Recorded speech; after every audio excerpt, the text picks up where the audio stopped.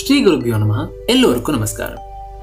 விஷ்ணு சஹஸ்ரநாமத்தின் ஒவ்வொரு திருநாமமும் இறைவனின் ஒரு குணத்தை மட்டும் சொல்லவில்லை, நம் வாழ்க்கையை எப்படி அழகாக வாழ வேண்டும் என்பதையும் கற்றுத்தருகிறது. இன்று உங்களிடம் ஒரு கேள்வி. நேற்று நடந்த ஒரு விஷயத்தை நினைத்து இன்று வருந்தி இருக்கிறீர்களா? அல்லது நாளை என்ன ஆகுமோ என்ற பயத்தில் இன்றைய சந்தோஷத்தை இழந்திருக்கிறீர்களா?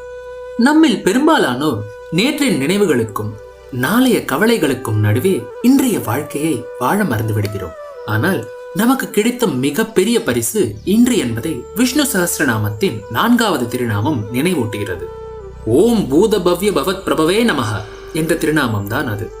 வாருங்கள், ஒரு அழகான கதையின் மூலம் இந்த திருநாமத்தின் வாழ்க்கை பாடத்தை நாம் அறிந்து கொள்வோம். ரமேஷ் ஒரு தனியார் நிறுவனத்தில் வேலை பார்த்து கொண்டிருந்தார். அவருடைய 8 வயது மகள் நித்யா. ஒரு நாள் மாலை நித்யா ஓடி வந்து தன் அப்பாவிடம் கேட்டாள், அப்பா, இன்று மாடிக்கு போய் நட்சத்திரம் பார்க்கலாமா? ரமேஷ் லேப்டாப்பில் இருந்து கண்ணே எடுக்காமல், இன்று முடியாது கண்ணா, நாளைக்கு கண்டிப்பாக போகலாம் என்று அவளிடம் வாக்குறுதி கொடுத்தார். ஆனால் அடுத்த நாளும் வந்தது. மீண்டும் ரமேஷிடம் அதே பதில்தான், நாளைக்கு போகலாம் என்று. மீண்டும் அடுத்த வாரமும் வந்தது. இந்த வாரம் வேலை அதிகம் கண்ணா, கொஞ்சம் புரிஞ்சுக்கோ, அடுத்த வாரம் கண்டிப்பா போகலாம் என்று ரமேஷ் கூறி மறுத்துவிட்டார். ஒரு நாள் அலுவலகத்தில் பழைய புகைப்படங்களை பார்த்து கொண்டிருந்தாள். அதில் சிறிய வயதில் தன் அப்பாவுடன் எடுத்த புகைப்படம் வந்தது. அவருக்கு திடீரென்று நினைவுக்கு வந்தது, தன் அப்பாவும் எவ்வளவு பிஸியாக இருந்தாலும் ஒரு வாரத்திற்கு ஒரு நாள் முழுவதும் தன்னோடு செலவிடுவார் என்று. அதே மாலை வீட்டிற்கு வந்தார் ரமேஷ். நித்யா ஹாலில் அமர்ந்து வரைந்து கொண்டிருந்தாள். அவள் வரைந்த படத்தில் ஒரு சிறிய பெண், அவள் அருகில் ஒரு பெரிய மனிதர். ஆனால் அவருடைய முகம் மட்டும் காலியாக இருந்தது. ரமேஷ் கேட்டார், ஏமா, அப்பாவுக்கு முகம் வரையலையா என்று.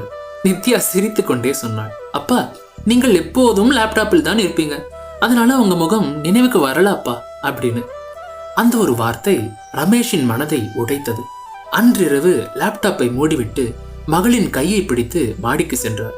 நட்சத்திரங்களை பார்த்தார்கள், சிரித்தார்கள், பேசினார்கள். அப்போது ரமேஷ் உணர்ந்தார், நாளைக்காக நான் சேமித்த நேரம் என் மகளின் இன்றைய குழந்தை பருவத்தை திரும்பி தராது என்று. இதுதான் பூத பவ்ய பவத் பிரபவே நமஹ. கடந்த காலத்திற்கும் எதிர்காலத்திற்கும் நிகழ்காலத்திற்கும் ஆண்டவராக இருப்பவர் விஷ்ணு. ஆனால் நமக்கு வாழ முடிவது இந்த ஒரு கணம் மட்டுமே. நேற்று ஒரு பாடம், நாளை ஒரு நம்பிக்கை, ஆனால் இன்றுதான் ஒரு பரிசு. அந்த பரிசை அர்த்தமுள்ளதாக வாழ கற்றுக் கொடுப்பவரே பூத பவ்ய பவத் பிரபு. நேற்றை மாற்ற முடியாது, நாளையை முழுமையாக கட்டுப்படுத்த முடியாது. ஆனால் இன்றைய ஒரு நல்ல முடிவு நாளைய வாழ்க்கையே மாற்றும். இன்று உங்கள் குடும்பத்தில் ஒருவருடன் 10 நிமிடங்களாவது மொபைல் இல்லாமல் முழு மனதுடன் பேசுங்கள். அந்த 10 நிமிடங்கள் ஒரு நாள் அவர்களுக்கு வாழ்நாள் முழுவதும் நினைவாக இருக்கலாம்.